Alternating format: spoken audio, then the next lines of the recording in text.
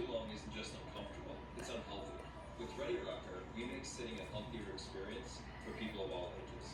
From soothing babies to helping with posture, back pain, and stress, we discovered that rocking can truly improve lives. Sitting is the new smoking. A sedentary lifestyle, whether you're sitting at a desk or in a vehicle all day, is not good for the body to just stay in that same position.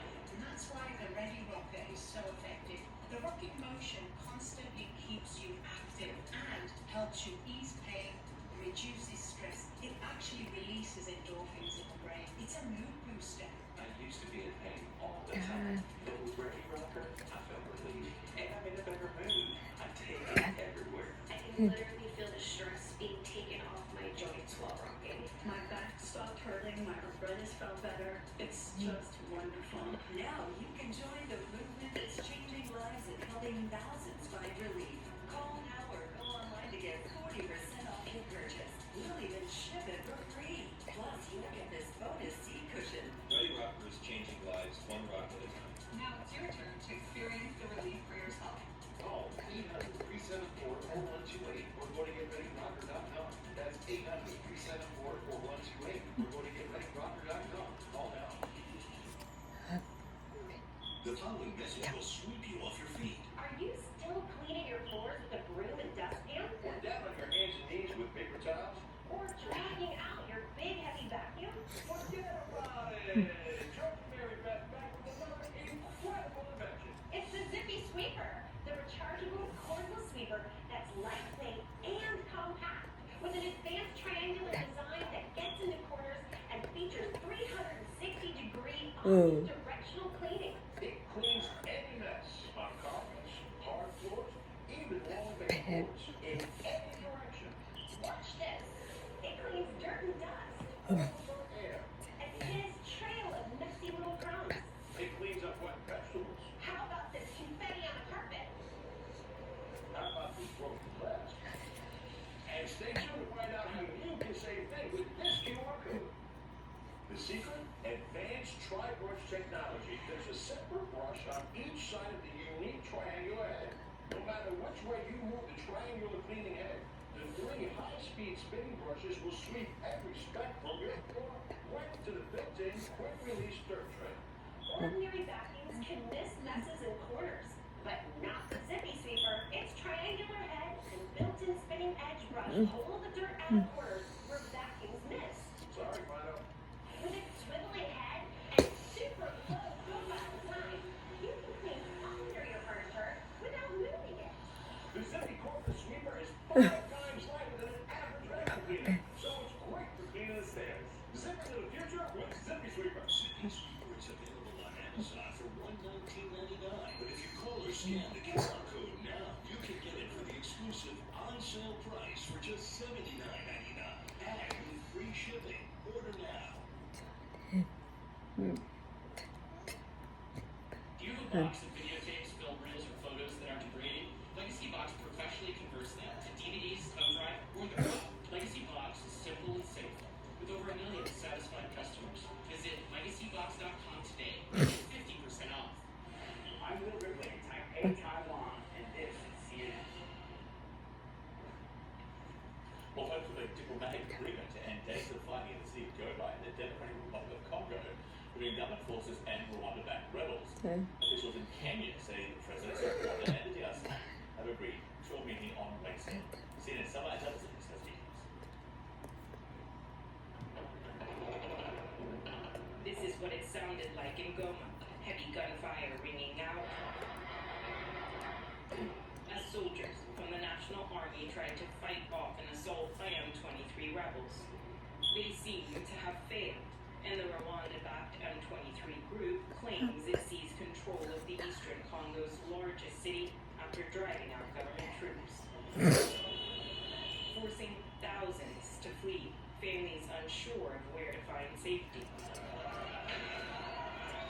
In the chaos, inmates broke free from a local prison. Fighting between the Rwanda-backed rebels and the Army of the Democratic Republic of Congo had ramped up significantly in recent days. The U.S. warning that the violence has already displaced some 400,000 people in the region since the beginning of the year. Some have been forced out of their homes more than once. We fled the war, gunshots, and bombs, and now we are here. We don't know where to flee to. We have no shelter or place to spend the night. We're outside, uncertain of our fate. During a lightning offensive, the M23 group grabbed territory and then set its eyes on Goma. The city, which sits on the border with Rwanda, was last held by the M23 group in 2012 during similar clashes between rebels and government forces. At least a dozen peacekeepers from the UN and other international forces were killed in recent fighting. In response, the UN says it is temporarily relocating non-essential staff out of the area. Hospitals are overwhelmed, and emergency tents have been set up to treat the wounded, some who narrowly escaped death. We packed our bags, took our children, and left. When we reached the checkpoint, a bomb fell on us. I was thrown backward in the direction I'd come from. I still had my baby on my back, and my belongings were next to me. But everyone around me was dead. International groups warn that the violence could escalate into a wider regional conflict. The DRC recently severed diplomatic ties with Rwanda, which it says funds and supports M23 rebels. Rwanda denies this, but says it does have troops and missile systems in the eastern DRC for its own security. The UN has condemned the M23's advance with the support of Rwandan forces and is urging the group to withdraw. A plea for calm so far unheard, as thousands caught in the crossfire desperately seek safety and relief. Some of those is CNN, London. Cameron Hudson joins me now. He's a senior fellow for the African program at the Centre for Strategic and International Studies. Cameron, thank you for being with us. Thank you for having me.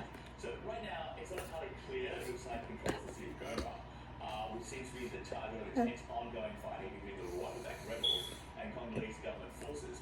Here's a report on the latest situation at this minute. As we speak, bombs are falling on hospitals, and the population is terrorized because the aim is clearly to sow terror. Yesterday, bombs were already falling on displaced persons camps. That is why we want to urge all the people of Goma to stay sheltered, stay home. So what are the consequences here for both sides if the city does in fact come under control of the M23 rebels? Well, it wouldn't be the first time the M23 rebels have taken the whole control of Goma. They did so a little over 10 years ago, and we saw massive displacement. We saw millions of people fleeing the city.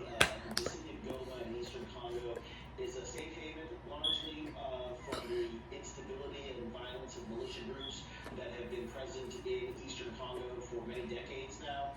And so you have many internally displaced, hundreds of thousands of internally displaced people's camps.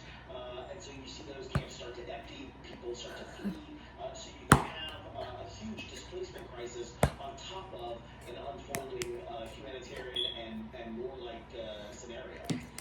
In the big picture here, this area, this part of Congo has seen conflict, as you mentioned, for many, many years.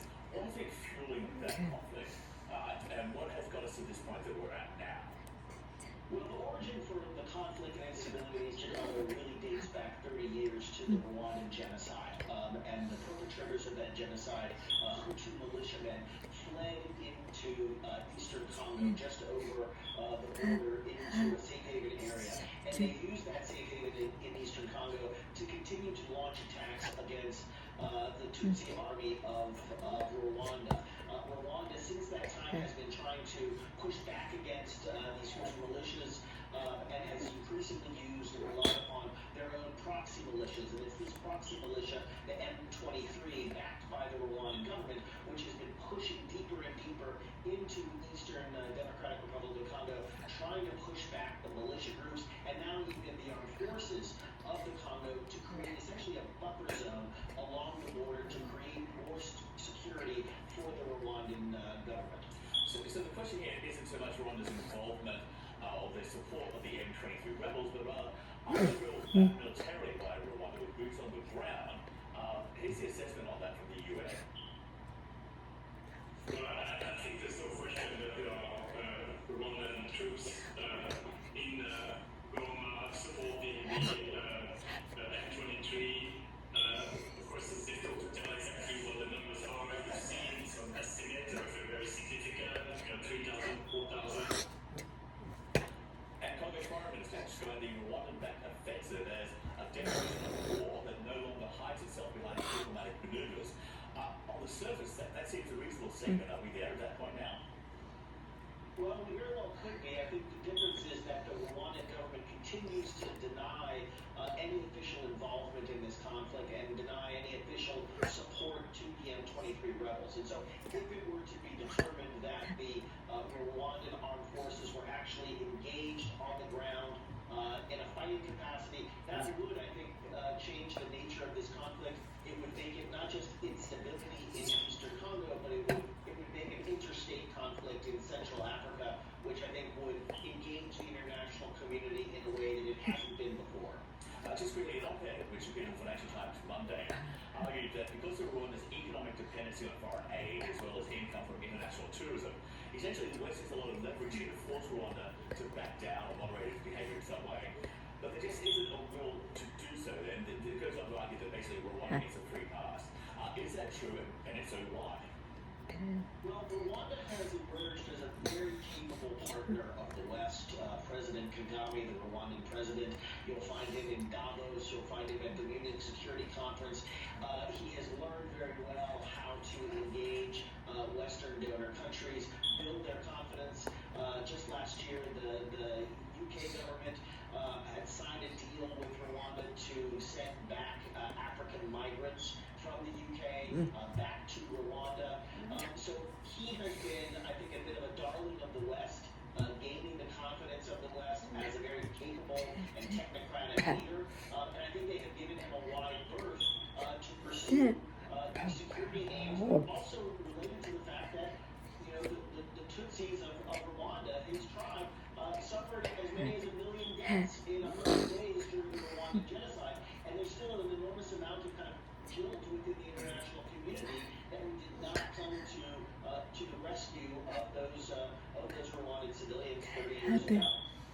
Cameron, thank you for the analysis and the background. It's really, really valuable to understand what's actually happening and why, and thank you for being with us. Thank you. There's no place like home, and even that home has been laid waste, coming up an emotional journey for hundreds of thousands of Palestinians allowed to return to northern Gaza.